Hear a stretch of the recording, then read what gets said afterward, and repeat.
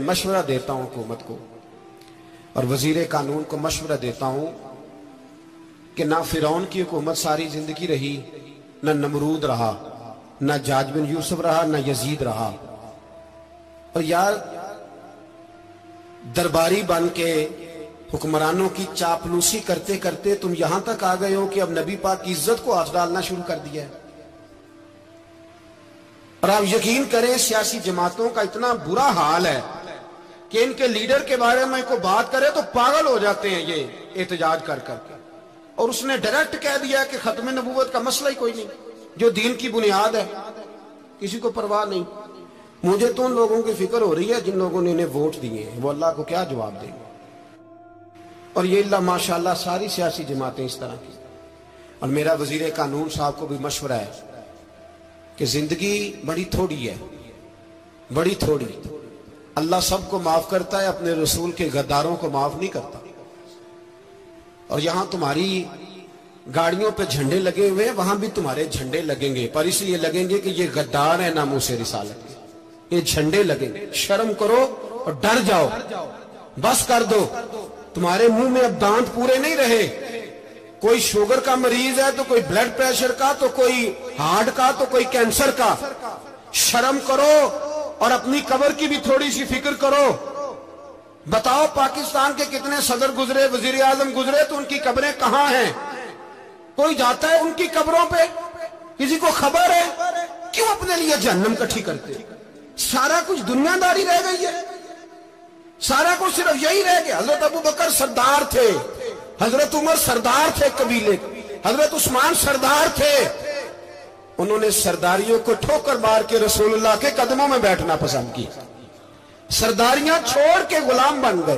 तुम सरदारियां बचाने के लिए रसूलुल्लाह की गद्दारी करते हो, शर्म नहीं आती। और काम शिकवा है मुझे इन लोगों से जो मौलवी तो कह देते हैं तू सियासत न कर, और किसी सियासतदान को मना नहीं करते कि जब तुझे सूरत फातिहा भी नहीं आती तो तुझे किसने इजाजत दी है इतनी बड़ी बात। और मैंने पिछले से पिछले जुम्मे भी कहा था, फिर कहता हूं और ऑन दी रिकॉर्ड कहता हूं, मरज़ई कल भी काफिर थे, आज भी काफिर और कयामत तक।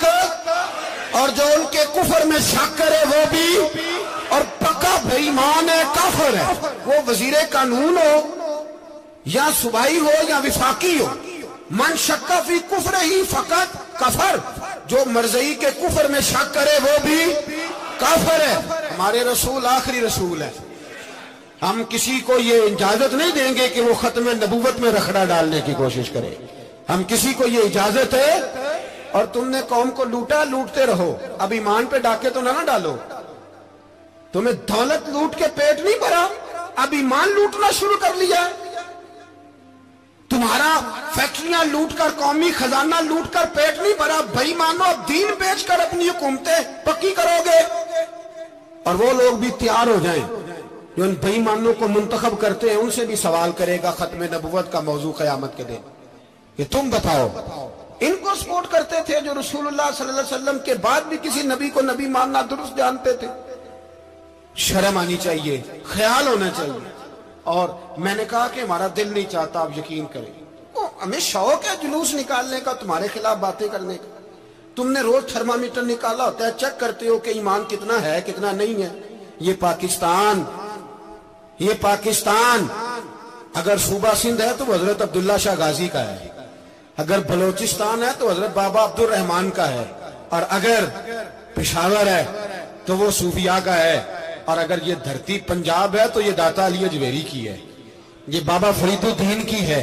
इसमें किसी गद्दार को कब्जा करने की इजाजत बिल्कुल नहीं मिलेगी। और हम वो लोग भी नहीं जो चुप करके अंदर सोते रहे, कौम जो करती है करती रहे, हमें परवाह नहीं। ना, ऐसी कोई बात नहीं।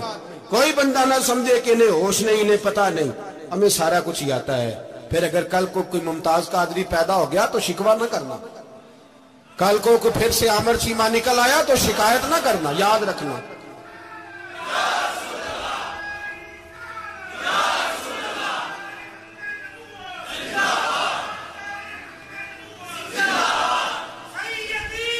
तो मेरे भाई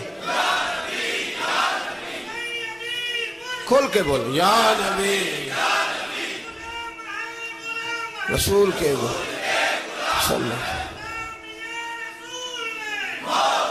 تو یہ مشورہ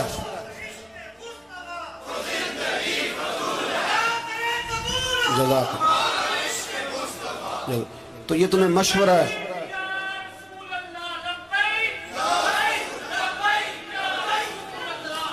میری بات سنیں، یاد رکھیں، یہ لوگ بعد میں پچھتاتے ہیں، پھر مناظرے کراتے پھرتے ہیں، اس نے صحیح کیا کہ غلط کیا، پھر انہیں ہوش آتی ہے بعد میں، پھر ان کے ہواری نکل نکل کے میدانوں میں دلیلیں دیتے ہیں.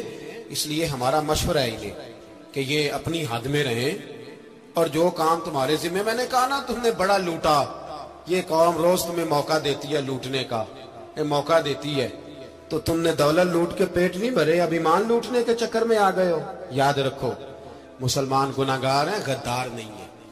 تمہیں دولت لوٹنے کا تو شاید موقع مل گیا ہے، پر ایمان لوٹنے کا موقع نہیں ملے گا. تو اس لیے اس کو لگام دو. اور ویسے بھی کتا جو پالتو ہوتا ہے نا، اس کو گھر کے اندر سنگلی سے باندھ کے رکھنا چاہیے. یہ تمہارے بوٹ چاٹتے ہیں، بھونکتے ہیں تمہارے حق میں، وزارتیں لیتے ہیں. ہم نے تو کوئی وزارت نہیں لی تم سے، اور نہ ہمیں شوق ہے. اس لیے کہ ممبری کیا کرنی ہے جس کو ممبر رسول عطا کر دیا جائے؟ اس نے کیا کرنی ہے یہ ممبریاں، اس کو پکا پکا ممبر رسول دے دیا جائے. تو اس لیے اس سے باہر آؤ. میں نے کہا بڑے بڑے نمرود، فرعون، قارون دفن ہے، تمہارا بھی نام تک نہیں ہوگا، بالکل نام نہیں ہوگا. اس لیے ہمارا مشورہ، اور آپ لوگ بھی آئے نا یہ اگلے سال، تو ان کو کھڑا کر کے پوچھ لینا، اسلامی جمہوریہ پاکستان کا تم نے MPM نے بننا ہے، پہلا کلمہ ہی صحیح سنا دو. چلو خدا کا واسطہ یہی بتا دو کہ تمہیں نماز بھی ڈھب سے آتی ہے کہ نہیں. اور آپ کی موج ہے، آپ بٹھا لیتے ہیں سر پہ، کیا کریں، سمجھانے والے مفت گناہگار ہو گئے اور بہکانے والے سب تمہارے یار ہو گئے. اس لیے یہ چھیڑتے ہیں جان بوجھ کے. اور پھر جب کوئی ممتاز قادری علیہ رحمہ پیدا ہوتے ہیں، پھر انہیں دشواری ہوتی ہے، پھر ان کا جینا مشکل ہو جاتا ہے. یہ موقع دیتے ہیں، پتہ نہیں کس کے ایجنڈے پہ عمل کر رہے ہیں. میرا سوال یہ ہے، میں نے پچھلے جمعے پھر میرا سوال ہے کہ میں پوچھتا ہوں، اس آدمی کو ضرورت کیا ہے ختم نبوت پر بات کرنے؟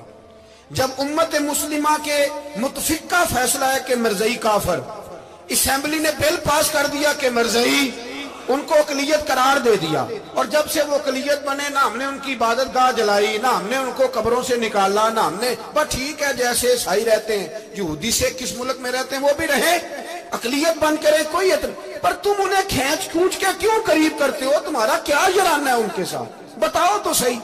ان لوگوں سے ان کو چاہیے اپنے منہ میں لگام ڈالیں، اور اگر نہیں ڈالیں گے پھر انشاءاللہ ڈالی جائے گی، اور بڑی تگڑی ڈلے گی، اور پھر ایسی ڈلے گی. سلمان تاثیر جب مرا تھا نا، تو 5-5 لاکھ روپیہ مولویوں کو آفر کی جنازہ پڑھاؤ، 5-5 لاکھ روپیہ چھوٹے چھوٹے مولویوں کو. اور